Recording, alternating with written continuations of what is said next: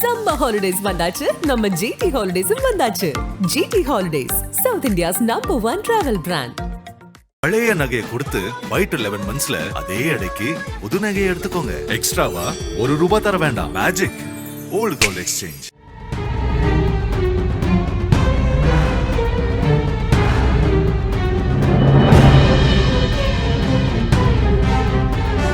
ராணிப்பேட்டை மாவட்டம் சோளிங்கர் அருகே அமைந்துள்ளது புதுக்குடியனூர் கிராமம். இந்த பகுதியைச் சேர்ந்தவர் பாலு. 30 வயதான இவர் விவசாயம் சார்ந்த தொழில்களை செய்து வருகிறார். பாலுவும் வாலாஜா அடுத்த கீழ் புதுப்பேட்டை பகுதியைச் சேர்ந்த 26 வயதான புவனேஸ்வரி என்பவரும் காதலித்து திருமணம் செய்து கொண்டனர். இந்த தம்பதிக்கு 4 வயதில் ஒரு பெண் குழந்தை உள்ளது. இந்த குடும்பம் ஒரு நிம்மதியான வாழ்க்கையை வாழ்ந்து வந்த சமயத்தில் பாலுவின் சித்தப்பா மகனான கொடைக்கல் பகுதியைச் சேர்ந்த விஜய் என்பவர் அடிக்கடி வீட்டிற்கு வந்து சென்றுள்ளார். அப்படி வந்து செல்லும் போது கொழுந்தன் விஜய்க்கும் அன்னி புவனேஸ்வரிக்கும் இடையே பழக்கம் ஏற்பட்டிருக்கிறது. காலப்போக்கில் இந்த பழக்கம் திருமணத்தை மீறிய உறவாக மாறி இருவரும் அடிக்கடி தனிமையில் சந்தித்து உல்லாசமாக இருந்து வந்தனர். நாளடைவில் இந்த விவகாரம் கணவர் பாலுக்கு தெரிய வந்துள்ளது. அதிர்ச்சியும் ஆத்திரமும் அடைந்த பாலு தனது மனைவி புவனேஸ்வரியையும் சித்தப்பா மகன் விஜயையும் கண்டித்திருக்கிறார். ஆனால் அதையெல்லாம் கண்டுகொள்ளாத இந்த ஜோடி தங்களுடைய தகாத உறவை தொடர்ந்திருக்கின்றனர். இதனால் ஏற்பட்ட பிரச்சனையால் புவனேஸ்வரி தனது கணவரை விட்டு பிரிந்து கடந்த ஓராண்டாக தாயார் பாரதி வீட்டில் வசித்து வருகிறார். இத்தகைய சூழலில்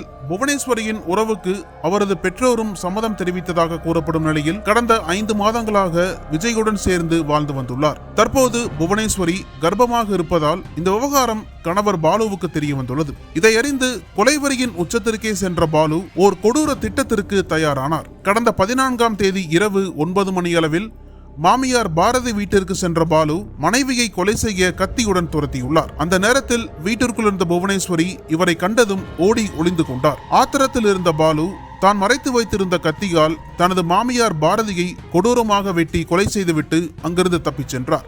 அப்போதும் ஆத்திரம் அடங்காத பாலு அங்கிருந்து புறப்பட்டு கொடைக்கல் பகுதியில் உள்ள தம்பி விஜயன் வீட்டிற்கு சென்றார். அங்கு விஜய் வீட்டில் இல்லாததால் அவரது தந்தையான அண்ணாமலை மற்றும் அவரது தாய் ராஜேஸ்வரி ஆகிய இருவரையும் பாலு இரும்பு கம்பியால் தாக்கி கொலை செய்துவிட்டு வாலாஜா காவல் நிலையத்தில் சரணடைந்தார். அப்போது தான் 3 கொலைகள் செய்துவிட்டதாக பாலு சொன்னபோது அங்கிருந்த போலீசார் அனைவரும் அதிர்ச்சியில் உறைந்தனர். இதையடுத்து உடனடியாக ஸ்பாட்டுக்கு சென்ற போலீசார் கீழ் புதுப்பேட்டை பகுதியில் உள்ள அவரது மாமியார் பாரதி உடலையும் கொடைக்கல் பகுதியில் உள்ள அண்ணாமலை மற்றும் ராஜேஸ்வரி ஆகிய இருவரின் உடல்களையும் கைப்பற்றி பிரேத பரிசோதனைக்காக வேலூர் மாவட்டம் அடுக்கம்பாறை அரசு மருத்துவமனைக்கு அனுப்பி வைத்தனர். இது குறித்து வாலாஜா மற்றும் கொண்டபாளையம் போலீசார் தனித்தனியாக வழக்கு பதிவு செய்து பாலுவிடம் பல்வேறு கோணங்களில் விசாரணை மேற்கொண்டனர். அதன் பிறகு பாலுவை கைது செய்து நீதிமன்றத்தில் ஆஜர்படுத்தி சிறையில் அடைத்தனர். தகாத உறவால் ஏற்பட்ட பிரச்சனையில் ஒரே இரவில் 3 பேர் கொலை செய்யப்பட்ட சம்பவம் ராணிப்பேட்டை மாவட்டத்தை பதைபதைக்க வைத்திருக்கிறது.